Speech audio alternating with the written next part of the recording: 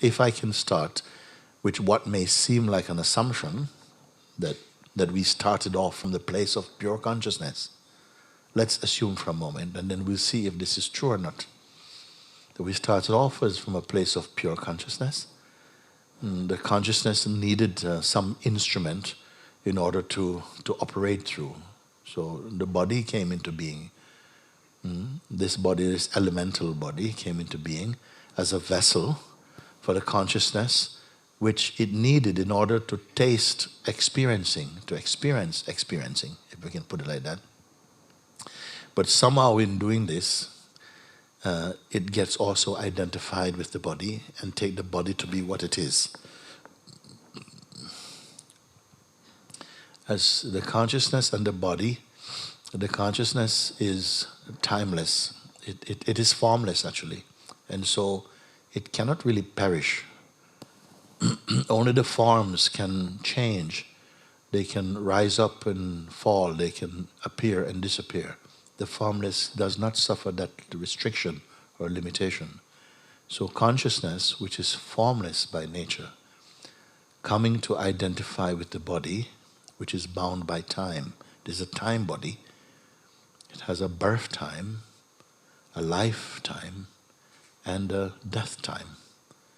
So when identified with the body, the timeless consciousness then takes on the notion that it is also bound by the body, and it has a beginning, a middle, and an end like that. You see? Once this identification took place, and it's no one's particular mistake, it's like a design mistake, that it is intended that for a while consciousness, in its expression as humanity or as sentient beings, would identify with the forms that it expresses through, believing the form to be itself, then restricts the consciousness to a particular kind of function, which in its pure state it is not limited by. So when it believes itself to be the form, then somehow some sense of insecurity comes in it, because it comes to know that the forms are limited, that the body is prone to injury or pain or suffering, and eventually will pass away. So a subtle trauma enters into the realm of consciousness, whereby it thinks that it is as limited as the body is limited. And so because of that, somehow, it develops this sense of a person. A person is also a form of consciousness, but so distorted and so limited and restricted in its expression, and that and it's meant to be. After a while, the consciousness will grow out of that suit, grow out of that limitation. You see, it will yearn to grow out of that limited concept of itself. And so what happens is that as soon as the consciousness paints a portrait of itself as a person and believe in it, it comes into the realm of time, duality, change. All of these things became alive for it. And at the same time, the mind, which is also consciousness, an aspect of consciousness, also seems to descend with the consciousness into form, and then behave as though it is the friend and the adversary of the consciousness that is taken on a sense of personal identity. And for a while, the mind will play a really profound role in the life of consciousness as a person.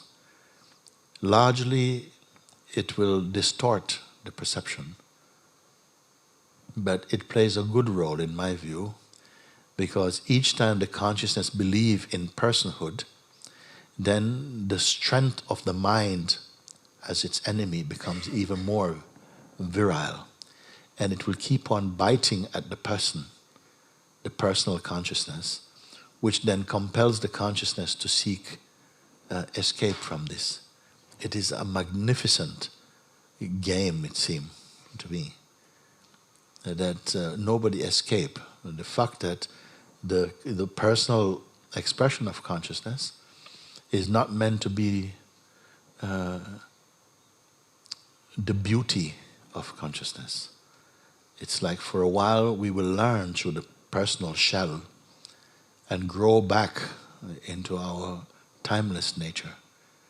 But for a while we're in the notion of ourselves as personhood, and look how deeply and widely believed this concept is, that almost every single human being believes we are this body and the conditioning that arises inside this body. This is how successful the Maya is, that we really believe that we are merely the body, and that, as I said, the body is a mortal body, but the immortal, the imperishable being is dwelling inside this body. And while it's inside the body, it is feeling the squeeze of limited perception, and out of this, it yearns to be free from that as it matures in the life. You see, if all our lives was nice and beautiful in the mode of a person, nobody would wake up. We would not go beyond the mode of personhood. Even as it is at the moment, we seem to defend our limitations as person, you see. So satsang, I feel, is the one medicine for everything. I really feel this, because the key factor is to find out who you are, more than just about what the mind is. For whom does the mind play so deceptively at times? Sometimes it is beautiful, sometimes as a friend, sometimes really as a terrorist, our own private terrorist even. For who is it that suffers it and enjoys it at the same time? This thing we must find out.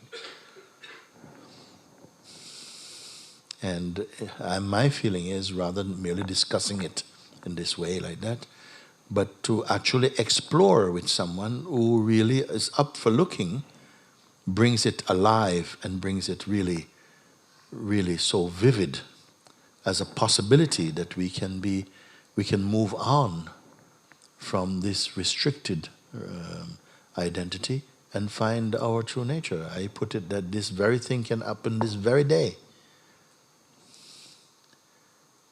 It need not be something that's in the distant future. It is because it is already here. The pure self can never be pushed aside. It's just overlooked or eclipsed, you can say, by the focus of the attention on ephemeral phenomena. Only because of that. As soon as something is stirred into an awakening, the game changes, and it can turn around very quickly.